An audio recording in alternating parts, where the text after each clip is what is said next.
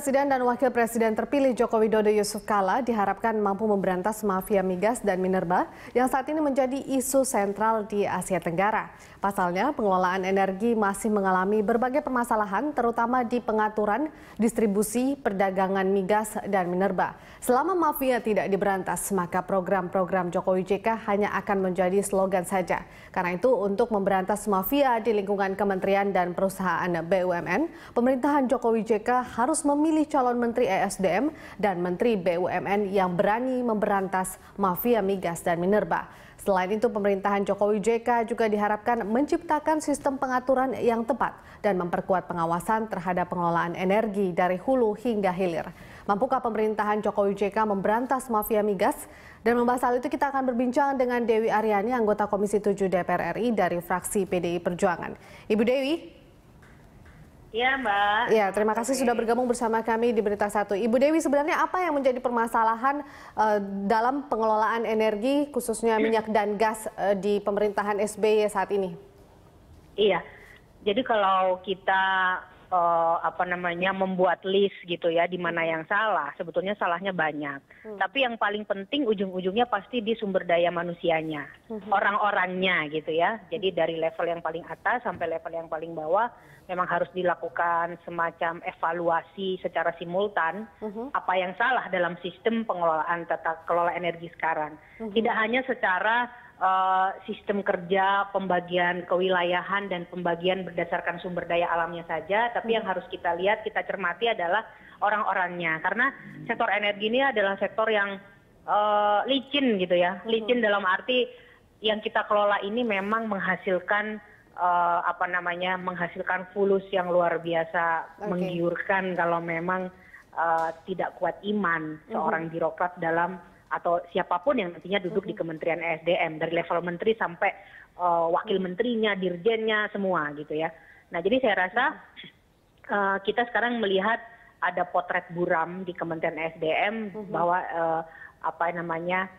pemimpin atau leader di kementerian yang selama ini justru seharusnya digawangi oleh orang-orang yang punya komitmen melaksanakan amanat Undang-Undang Dasar 45 pasal 33 ayat 1 dan 2 terutama ya, kekayaan alam dan lain sebagainya itu adalah untuk kesejahteraan rakyat. Jadi saya kira yang paling penting adalah reformasi birokrasi di kementeriannya, baik itu sumber daya manusianya, sistemnya dan lain sebagainya. Dan saya rasa fakta integritas yang kemarin ditandatangannya apa segala macam itu ya jangan hanya seremonial dan di atas kertas saja, tapi harus ada implementasinya. Nah, implementasi yang paling kelihatan adalah contoh, example, panutan. Ya menterinya dan di bawah-bawahnya memang harus tidak boleh korupsi gitu ya. Baik, Ibu Dewi mendukung perbincangan kita sore ini. Kita ada tayangan grafik, kita simak dulu.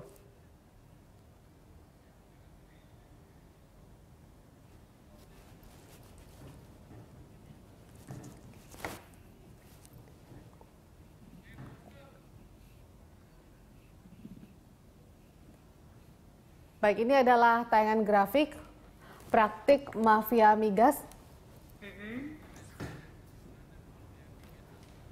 memburu rente dari penjualan dan pembelian migas nasional.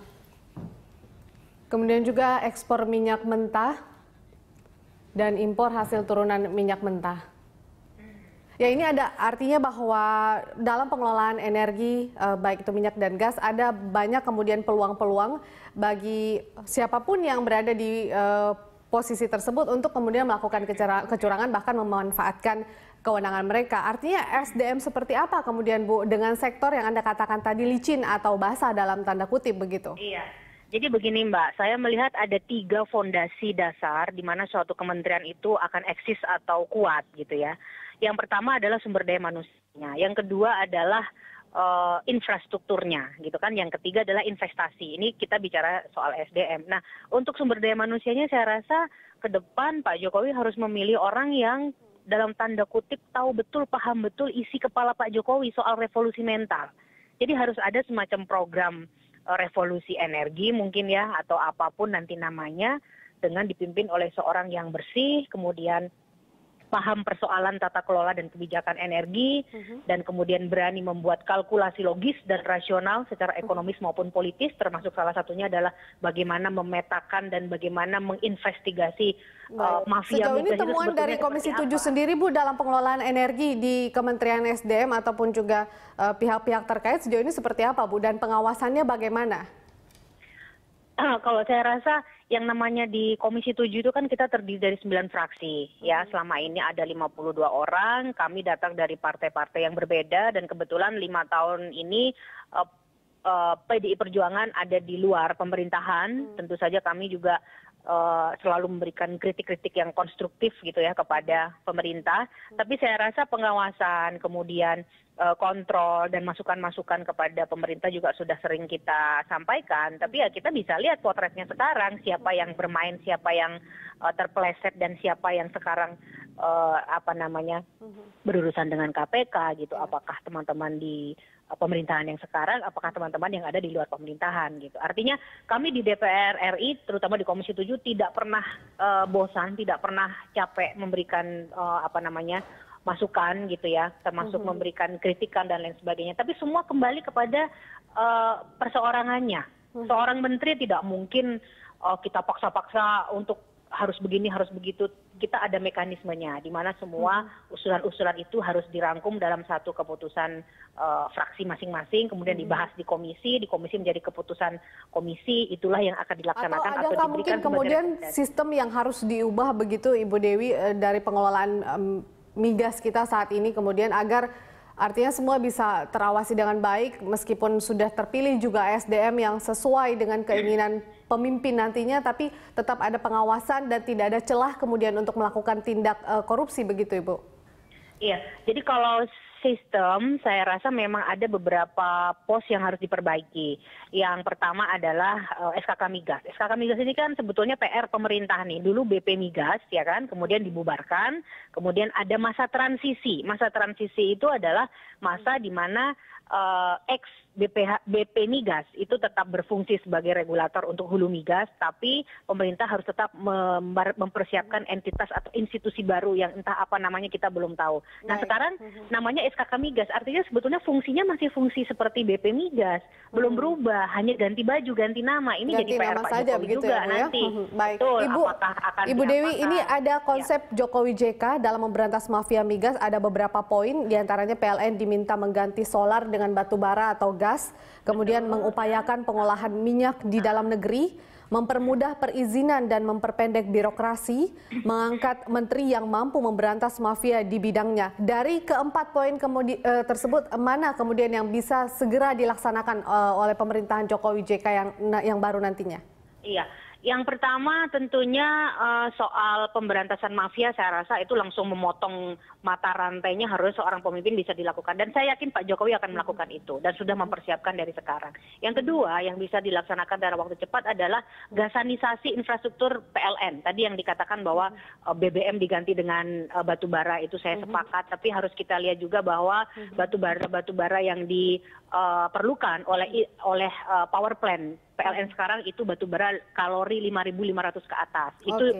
Itu kalori yang tidak bisa dibuat atau diproduksi langsung Anda di katakan bahwa poin batu bara, pertama tapi yang harus bisa blending. Bisa High dilaksanakan kalori segera dengan yaitu low kalori di blending. Kenapa? Anda katakan bahwa kemudian poin yang bisa langsung dilaksanakan segera yaitu memberantas mafia. Ini pemberantasan mafianya seperti apa, Bu? Apakah memang pemimpin teratasnya memang harus diganti atau seperti apa pemberantasannya di beberapa jadi begini, perusahaan pemberantasannya itu bukan berarti seperti kita memberantas apa gitu ya. Pemberantasan mafia ini kan sebetulnya masalah sistem trading crude oil yang sekarang dilakukan. Kita harus investigasi apakah trader itu ada di dalam tubuh Pertamina ataukah lewat Petral yang sekarang sedang diomongin banyak orang gitu kan. Nah, kita harus melihat apakah juga ada transaksi tersembunyi yang selama ini ada dugaan itu terjadi di SKK Migas. Itu saya juga tidak tahu detail Mbak, karena saya di DPR RI juga tidak sampai menjadi eksekutor gitu. Eksekutor kan ada di ranahnya eksekutif. Artinya Pak Jokowi dalam waktu secepat-cepatnya harus melakukan evaluasi, investigasi gitu kan. Sistem trading crude oil yang ada di Indonesia, kemudian trading itu berkaitan dengan impor berarti, kemudian yang kedua adalah mengenai pengolahan crude oil yang dihasilkan oleh Indonesia sendiri. Ini dugaan saya cukup berat juga karena saya melihat refinery dan blending plant milik Pertamina itu sudah banyak sekali yang usang, ya kan? Yang baru dan modern cuma satu, hanya di Balongan aja. Diangkat menjadi perusahaan BUMN atau seperti apa Bu pengelolaannya, khususnya untuk perusahaan seperti Petral misalnya?